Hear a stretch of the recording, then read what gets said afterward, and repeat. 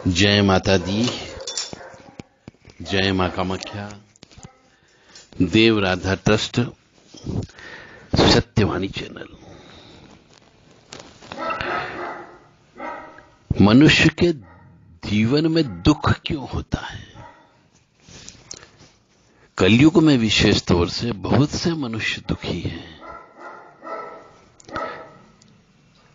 किसी के यहां पर बच्चे पैदा नहीं हो रहे तो दुख, बच्चे पैदा हो गए तो दुख,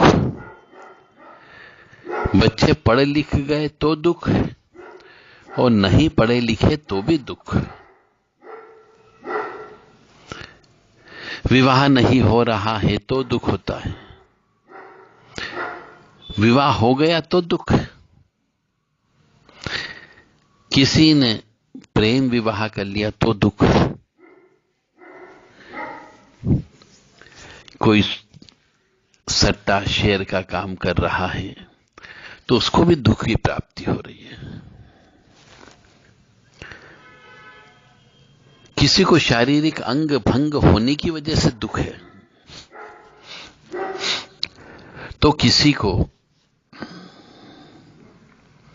धन नहीं होने की वजह से दुख है, किसी को धन ज्यादा होने की वजह से दुख है, किसी को धन कम होने की वजह से दुख है। किसी के पास एक मकान है, किसी के पास मकान ही नहीं है तो भी दुख है। किसी को खाने पीने के लाले पड़े हुए तो दुख है। कोई कार्य करने के लिए रेडी खड़ा है परंतु उसे कोई कार्य पे ले जा नहीं रहा तो दुख। कोई क्वालिफाइड पर्सन है, पढ़ लिख गया है, परंतु उसको उचित पारिश्रमिक नहीं मिलने से दुख है।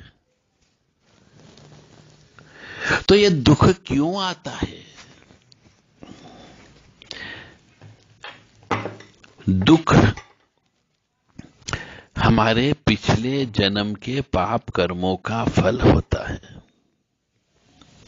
इसलिए दुख आता है।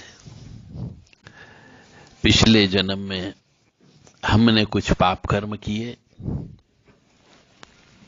विवाह करते हैं तो पत्नी के भी ग्रह नक्षत्रों का फल हमें प्राप्त होता है और पति के द्वारा किए गए कर्मों का फल भी प्राप्त होता है। कोई बच्चा उत्पन्न हो गया तो उसके ग्रह नक्षत्रों का प्रभाव भी हमारे जीवन पर पड़ता है तो दुख की प्राप्ति होती है। इन्हें आकाश मंडल में जो ये 9 ग्रह होते हैं, इन 9 ग्रह के भ्रमण के दौरान जो जो ग्रह हमसे दूर बैठा हुआ है, जो जो ग्रह हमसे अस्त अवस्था में बैठा है, नीच राशि का बैठा हुआ है, जो ग्रह खराब है वो ग्रह तो आपको कष्ट देगा ही देगा। अब आप कहेंगे कि हमने ऐसे कौन से पाप कर्म कर लिए जिसकी वजह से हमें दुख की प्राप्ति हो रही है। कभी कभी पुराने हमारे बड़े बुजुर्ग वो पाप कर्म करके चले गए, उन पाप कर्मों का फल उस कुल में उत्पन्न होने वाले लड़के को भोगना पड़ता है। और यदि कोई स्त्री विवाह होकर के उस कुल में आ जाती है तो उसे भी भोगना पड़ता है। जिस कुल में हम उत्पन्न होते हैं वहां के बड़े बुजुर्गों के द्वारा किए गए पुण्य कर्म और पाप कर्मों का फल भी भोगना पड़ता है, क्योंकि हम उस कुल में उत्पन्न हुए, उस गोत्र में उत्पन्न हुए हैं। इसीलिए कहते हैं कि किसी के साथ धोखा मत करना, पाप कर्म मत करना, अन्यथा फल भोगने के लिए तैयार रहिए आप, श्योर। तो हमारे स्वयं के ग्रह नक्षत्रों का फल जैसा हम खेत बो करके आए हैं वैसा फल हमें प्राप्त होता है। उसी प्रकार से जो भी स्त्री या पुरुष है, लड़का हो या लड़की हो, अपने अपने कर्मों का फल भोगते हैं और भोगना पड़ता है। इसीलिए ईश्वर अदृश्य है, क्योंकि अगर ईश्वर आपके सामने आ जाएगा तो आप उसके पैर पकड़ लोगे, छोड़ोगे ही नहीं, और इतना रोगे कि उससे पसीजना पड़ेगा और आपको माफीनामा देना पड़ेगी आपको। इसलिए वो सामने नहीं आता है और आपको कष्ट की प्राप्ति होती है। अब उन दुखों को सहन करने की शक्ति प्राप्त करें। इसके लिए कलयुग के जो देवता होते हैं, काली मां, भैरव जी, हनुमान जी, इनकी पूजा ज्यादा से ज्यादा करें। ये कष्ट सहन करने की शक्ति प्रदान करते हैं। तो अब शायद आपके समझ में आ गया होगा कि जीवन में कष्ट हमारे अच्छे बुरे कर्मों की वजह से हमें प्राप्त होता है। पिछले जन्म में किए गए पाप कर्मों का फल इस जन्म में हमें भोगना पड़ता है। न चाहते हुए भी हम बीमार पड़ते हैं, न चाहते हुए भी हमारे हाथ से नुकसान होता है, न चाहते हुए भी हमें दुख, तकलीफ, कष्ट, परेशानी भोगना ही भोगना पड़ती है।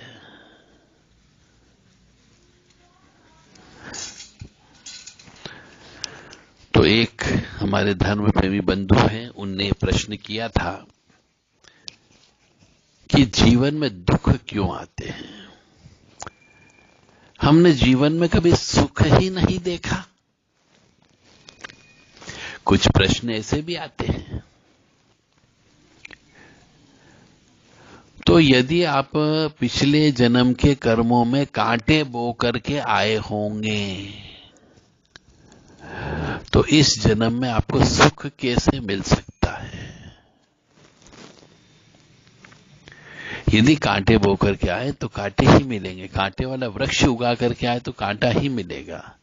और यदि फलदार रस वाले फल उत्पन्न हो, उसे ऐसे वृक्ष लगा के आए होंगे हरे भरे, तो निश्चित तौर से इस जीवन में भी आपको हरा भरा घर मिलेगा और फल अवश्य मिलेंगे। इसलिए इस जन्म में जितना हो सके मां भगवती की सेवा करो। क्रीम क्रीम क्रीम रिम रिम होम होम दक्षिण काली के क्रीम क्रीम किम रिम रिम होम होम। क्रीम काली काय नमः, क्रीम काली काय नमः। इन मंत्रों का पाठ करो, जप करो, हवन करो। जितना ज्यादा जप करोगे, जितना ज्यादा हवन करोगे, उतने आपके कष्ट कम हो जाएंगे। कष्ट तो कम नहीं होंगे, कष्ट तो उतने ही रहेंगे, परंतु कष्टों को सहन करने की शक्ति प्राप्त होगी। और केवल जप ही जप करने से काम नहीं चलेगा, हवन करना अनिवार्य है। तो नवग्रह शांति का हवन रोज करें। हम हनुमते नमः इस मंत्र का रोजाना हवन करें।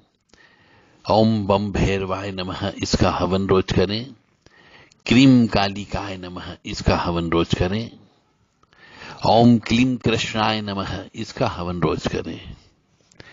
इसके अलावा भी यदि आपको कोई मंत्र आता हो तो उनका भी हवन अवश्य करें। गायत्री मंत्र हो गया, महामृत्युंजय मंत्र हो गया, इनका जप आप करते रहें ताकि जीवन में आपको कष्टों से सहन करने की शक्ति प्राप्त हो सके। जय माता दी, जय मां कामाख्या। योनि मात्र शरीराय कुंजवासिनी कामदा रजस्वला महातेजा कामाक्षी ध्यायताम सदा काम प्रिया कामरता कामा काम स्वरूपिणी कामिनी कामिनी काम्या कामुका कामचारिणी काम बीज स्थिता काम पीठ निवासिनी कामदा काम हाकाली कपाली करालिका। जय माता दी।